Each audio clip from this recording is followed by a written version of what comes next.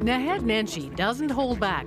Everybody's entitled to their opinion. And now he's jumped into the niqab debate. First, on the CBC radio program, Ideas. These ridiculous arguments about the niqab in citizenship ceremonies, yeah, they may serve for short-term political gain, but ultimately they're very dangerous. And then on Sirius XM, he called Stephen Harper's position on the niqab disgusting and unbelievably dangerous stuff. It didn't take long for Jason Kenney, the minister who first introduced the niqab ban at citizenship ceremonies, to fire back. If anything's dangerous, he said, it would be legitimizing a medieval tribal custom that treats women as property rather than people. And it seems to me that it's the mayor and people like him who are politicizing it. The mayor blasted back on Twitter, "People like me, eh? Let's just assume Jason Kenney means thoughtful people, shall we?" The hashtag #PeopleLikeNenshi began trending last night. I quite frankly can't imagine why this is a point of great contention. But the Conservatives argue the public supports their stance. A poll suggests 82% of Canadians support the ban. The numbers are even higher in Quebec. And just yesterday, the Conservatives jumped on that with a new ad in French only, targeting the NDP leader for opposing the ban. The message? Don't get taken in by Tom Mulcair. Only one party shares Quebec values. Naheed Nenshi joins me from Calgary to talk about this. So welcome, Mayor Nenshi. Thanks, Wendy. I'll let you get into the meat of your concerns in just a moment, but I wanted to get reaction to that comment from Jason Kenney that this is being politicized by you and people like you. What did you take that to mean, and did you take offense? Well, let me start by saying it's funny that he would say I'm the one politicizing it on the same day they made this new French language only ad and commissioned a poll. Seems a little politicizing to me. Now, to be fair, I think in the clip it said I fought back at Kenney. What I did was I made a little bit of fun of him because, of course, he said people like him, and of course he didn't mean anything by it, but it was an interesting turn of phrase for him. Now, let's be clear. Jason is my regional minister. We're actually friends. You're friends? And yeah, we really are. At least I consider him a friend. Hopefully he feels the same way about me. So, as much as that thing blew up on Twitter in a way that I really wasn't expecting, I think what's really interesting here is the core of the issue. I'll also add that in the same interview, he could have been seen as being pretty patronizing to the mayor of the city that he lives in when he said, we're used to Naheed running off on social commentary constantly and we just ignore it or something like that. Let's get into the crux of it then. Why are you taking this on? Why do you think it's dangerous, even disgusting? So the challenge is this, and a lot of people today have said to me, do you hate women? Do you believe in these medieval barbaric practices that treat people like property or whatever it is? I don't much like the niqab, and I wish people wouldn't wear it. But what I like even less is telling people what to do. So if we're hearing, well, it's a symbol of oppression for these two women who have tried to gain their citizenship with it. It's this symbol of oppression, and we shouldn't let their husbands and their brothers tell them what to wear. Well, how is that any different than letting Jason Kenney tell them what to wear? And the fact that of the two women who are making this statement are actually fighting the government. The two who haven't been able to take the oath wearing a veil. They're fighting the government, saying we want to do it. So how are we protecting them if we tell them that you can't do something that you want to do? The whole thing doesn't make any sense to me. And if we want to have a conversation about the status of women in this country, let's have that conversation. Let's talk about murdered and missing Aboriginal women. Let's talk about the UN chastising Canada for its poor performance on women's issues. And let's talk about real social change that means that we are funding shelters, that we are helping people escape from domestic violence situations such that they don't have to do what their fathers and husbands and brothers are saying. You know, though, that, polls are polls, but the Conservative support seems to be going up. The Bloc support seems to be going up since this issue has taken off. Polls suggest that a lot of Canadians are on side with Jason Kenney, that they do see this as an issue of equality for women or as a symbol of oppression, or as Jason Kenney said today, it's a medieval tribal custom. Well, then that it's not about faith. If Jason believes that, then Jason should attempt to ban it everywhere, not for 30 seconds of somebody's life, during a citizenship ceremony.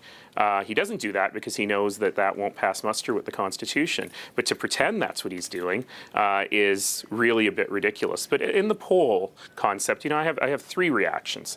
Number one is, well, of course polls are saying that because folks are politicizing it and turning it into something for political gain.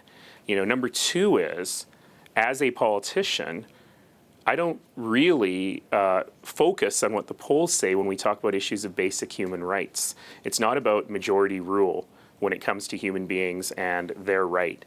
And the third thing is that, even in the clip beforehand, it's kind of fun to talk about the horse race and the package and who likes who and what the political battle is. I don't care about any of that. My battle is for basic human dignity. And in that show on CBC Ideas, which is my LaFontaine Baldwin lecture, I said, as I always say, that for Canada to work, it means that we have to speak against the voices of intolerance and the voices of small-mindedness wherever we find them. And I think all Canadians should do that. I happen to have a microphone and a lot of Twitter followers, but I think every Canadian should speak out and speak in favor of the kind of Canada that they want. A number of Canadians, including Jason Kenney, actually spoke out during the whole debate over the Quebec Values Charter about, protecting people's rights to demonstrate their religious beliefs and so on. But it seems now on this issue, which doesn't apply to other faiths, it applies to Islam, applies to Muslims, covering their face, that it's being presented that is a value, that it's important to Canadians to be able to see someone's face, that's different than any other religious garb. Let me channel the Prime Minister for a moment and say, look, let me be clear on this. What we're talking about is a symbolic ceremony for 30 seconds during a citizenship ceremony. And lots of people have said to me, I think that you should have to identify yourself, that the idea of identity is very important. And when I explain to them, actually, I go to citizenship ceremonies all the time. It's actually my favorite thing to do as mayor.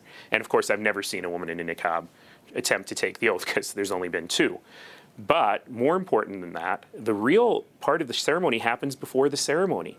You got to unveil yourself, you got to identify yourself, you got to sign the oath and all of that. The actual verbal speaking of the oath is entirely ceremonial, and most citizenship judges invite everybody who's a Canadian to stand up and take the oath together. And when I say, look, in the case of the woman in question here, she had identified herself, she had unveiled, she had offered to take the oath in a room with women present. She had also offered, I believe, to wear a wireless mic so that she could be heard taking the oath underneath the niqab. And I tell you, every single time I explain that to someone, not one person has said, oh, I'm still opposed to it then. But I think that information is getting out, and I'm wondering, do you think that there is an anti-Muslim thread here, either being felt or being played? I wouldn't say that it's anti-Muslim because people are anti-Muslim. I don't believe that anybody, whether it's Gilles Duceppe or someone in the Conservative Party, really is anti-Muslim. Like some of the people on Twitter, okay, they're anti-Muslim, but they're outnumbered 10,000 to 1 by the people who are not. What I think is really happening is there's a slim wedge here, and it's an opportunity for political gain, and it happens to be Muslim women in the spotlight now. But what we're seeing is an enormous amount of divisiveness, of language that pits some Canadians against others, that pits rights of some against rights of others. And to me, that's what's really disturbing here. Because I really believe that Canada is not based on that. What did you think today? They announced that if re-elected, they'll establish this tip line to the RCMP to to report on your neighbors if you suspect barbaric cultural behavior. Well, I don't much like that name because it's so pejorative, barbaric cultural behavior. Guess what? We have a tip line for domestic violence. It's called 911. And everyone should phone 911 if they see any elements of domestic violence anywhere. But you know what? I'm actually not opposed to what they've done. I don't much like the title. But actually encouraging women to be able to live great lives here and encouraging their neighbors to help them live great lives, there's nothing wrong with that. And I think we should do that for everyone. I really appreciate hearing your views tonight, and we'll see where this goes. Will this be the defining issue of the election, do you think? I sure hope not. We have to talk about cutting people's commutes. We have to talk about giving people decent places to live and the housing crisis in this country. We got to talk about water and wastewater. And we got to talk about the economy, and we've got to talk about immigration. There are a lot of issues to vote on. So if I have one message for Canadians, what we can do as Canadians is look to the best of us, to look to a Canada that welcomes everyone, and to vote based on other things. Mayor Nenshi, thanks so much. Thank you.